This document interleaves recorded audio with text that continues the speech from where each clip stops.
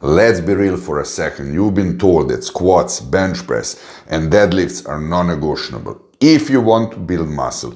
So you force them in week after week, even when your joints are screaming and your progress stales.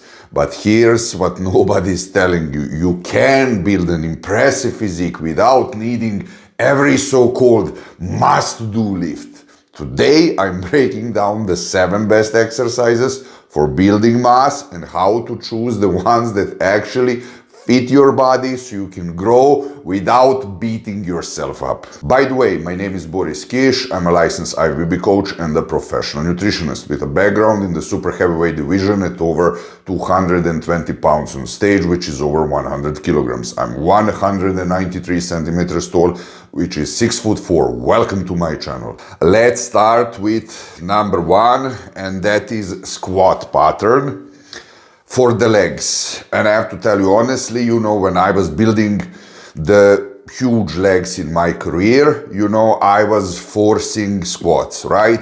Nothing beats the squats. Also Tom Platz, the quad father, was doing a hell lot of them. He was also doing sets of, I don't know, a few hundred repetitions or so. What he did, nobody ever did so far, by my opinion. By my opinion, he had the best quads and hamstrings, and something that not a lot of people are talking these days when they mention him. And he also had phenomenal calves. Do you agree or not?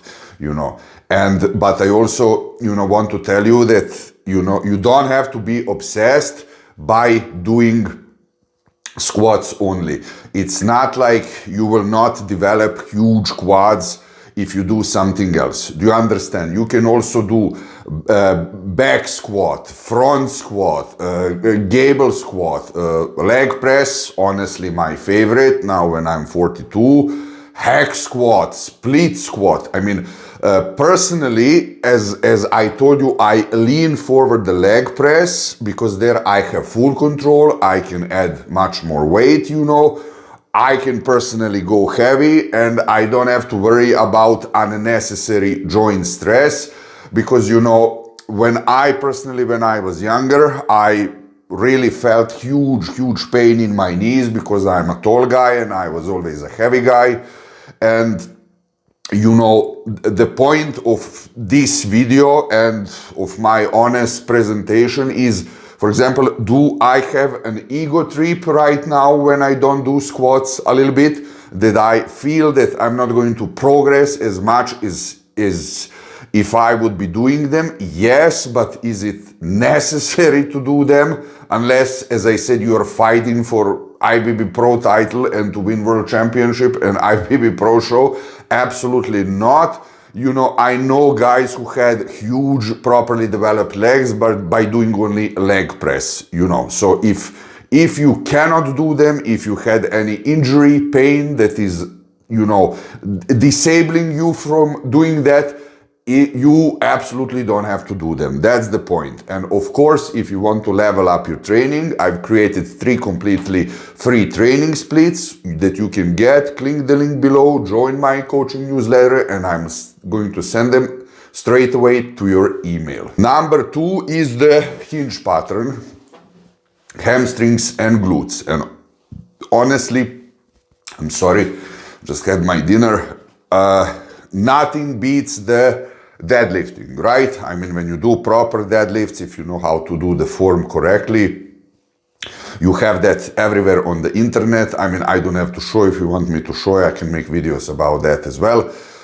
Nothing hits the lower back, the Christmas tree, the biceps femoris, the hamstrings, of course, as good as deadlifting, And nothing will ever beat that. But honestly, again, I personally don't do them because I'm a tall guy and, I feel a lot of pain in my lower back, So do I actually miss them as much as I'm missing squats if I don't do them? No. But is it completely necessary to do them? It's absolutely not. You can do, for example, variations like the Romanian deadlifts, trap bar deadlifts, hip thrusts, good morning, even kettlebell hinges.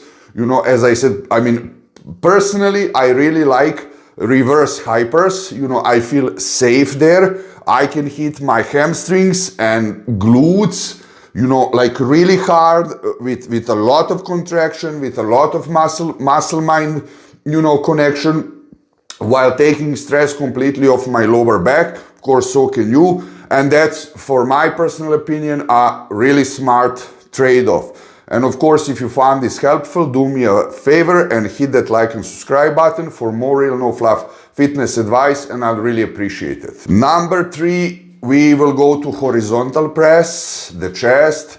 And, you know, don't let me start with this one, you know, the ego trip complex by not doing bench press. I mean, yes, you know, the bench press is the best exercise for hitting the chest muscle. If you know how to, you know, hit them properly, nothing beats the bench press. I learned that from my, you know, first coaches. They were all doing bench press. They all had really huge chest, properly developed. Of course, if you know how to isolate triceps and front shoulder on the bench press, that's a must do. But you know, is it really a synonym for having a huge chest if you don't do bench press? I don't think so. I recently, few days ago, saw a video of Dorian Yates, 6-time Mr. Olympia, when he said it's completely not necessary.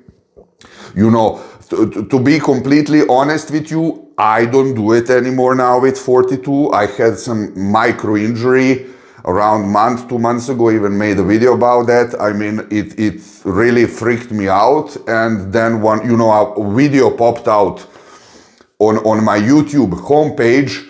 I forgot the name of the guy, you know, and he tore his pec, and he was really amazingly built.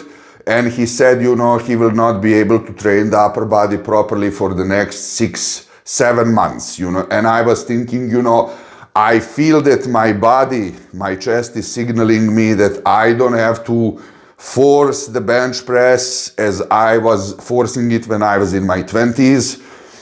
I mean, there are like shitload of equipment in the gym, right, that I can use. It's not like that my chest won't be properly developed or that they will go into the atrophy modus if I don't do the bench press. And definitely I can do some other variations. For example, variations include barbell bench press, inclined dumbbell press, Smith machine press, any machine chest press, push-ups, for example, why not? Floor press, you know. So I personally prefer the hammer strength machine, you know, chest press, when I can put the plates on the side. I have full control. If I'm not able to lift anymore, of course, the machine will do its job. Stable, safe, and brutally effective.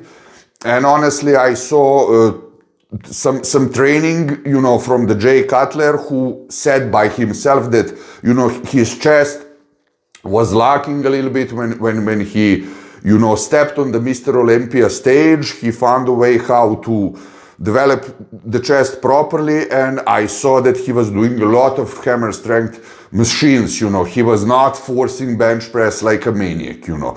And let me know in the comments, for these 7 movement patterns that we will cover up completely, which exercises do you personally do? Which variations work the best for you? What do you do as an alternative? Number 4, I would say vertical press is shoulders.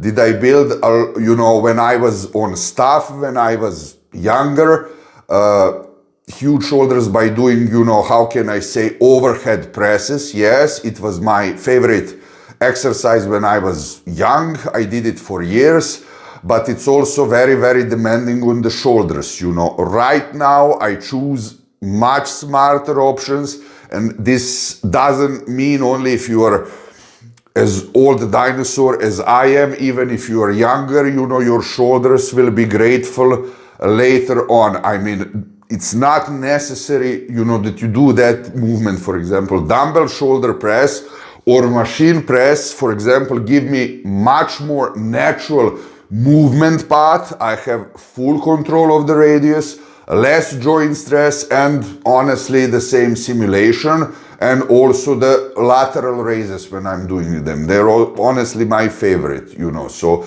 with shoulders, I'm not having this ego trip, you know. Yes, I would like if I would be able, I mean, I am able to do that right now, but you know, again, the shoulders are signalizing, you know, don't do that, do something else. I mean, the point is that this is how I see this sport, that I do them as long as I'm on this physical, you know, place, if you believe in the divine, you know, and to train forever, you know, not that I go and have shitload of surgeries that, you know, if I can honestly prevent them, and that's my goal for this video, to show you that there are much better alternatives. Now we go to number 5, and that is vertical pull for the back width.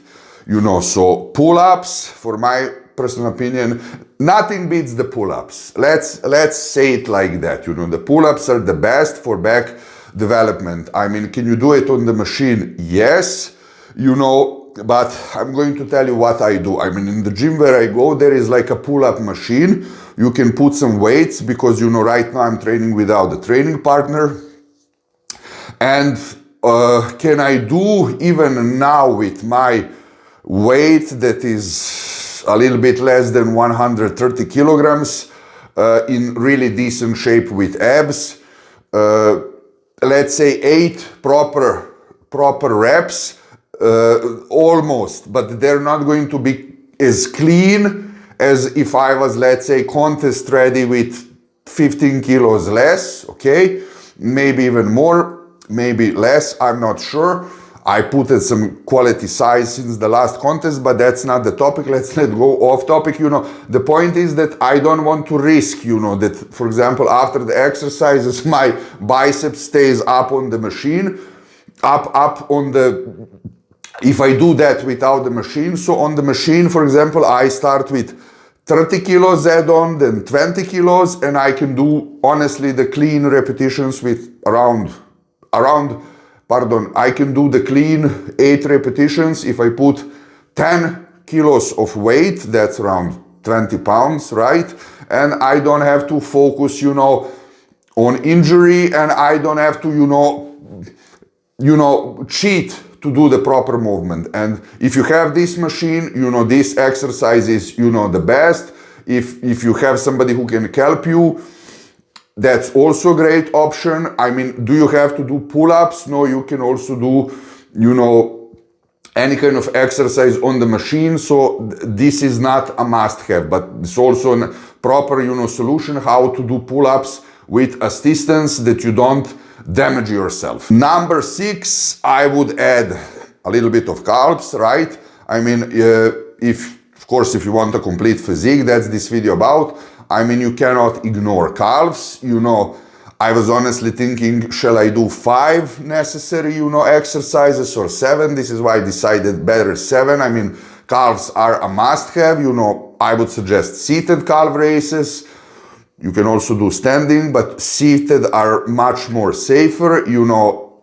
Calf raises on the leg press, you can do them also if you don't have, you know, the machine for the seated ones. You know, honestly, I prefer the seated calf raises for better control and isolation. I do them every second day. If you want big, huge calves, you know, if you're not genetically blessed, I honestly prefer that you do them a little bit more, because, you know, you're standing all day and doing, you know, 10 repetitions, 8 repetitions, 6 repetitions, you know, in my personal opinion, didn't do shit. For the calves, I do much more. And number 7, you know, that are the biceps. I thought, you know, I mean, you can also hit the biceps while doing the back, but, you know, biceps matter visually, you know, especially the arms, like, they complete the look. I personally always like to have big arms. One of the reasons why I started going to the gym. You know, the mama for those exercises, the best are the barbell curls, dumbbell curls, preacher curls, cables, etc., etc., and even reverse chin-ups. That's the best if you can do that. But honestly, one of the best ones that I prefer is like strict curls against the wall. When you can do the clean movement, no swinging, just clean contraction, you can do it much less weight and have brutally amazingly developed biceps, you know. Write in the comments what you think about this topic. Do you agree with me or not? And if you have any question, feel free to ask below. For the average person who wants to look strong, muscular, and powerful, this is more than enough. If you're chasing professional level bodybuilding, of course, you'll add more isolation work for the delts, you know, triceps, abs, and some fine-tuning details. You understand? But for building serious foundation, these 7 exercises will definitely get you there, you know. Cover the patterns, progress in weights and reps, train smart, so you can keep training, of course, for years. And if you want to learn how to progress, how to do progressive overload, and by doing pyramids in the best possible way, and there I will show you every pyramid method, you know, click on this video here. I strongly suggest that you see it. And as always, I'll see you there.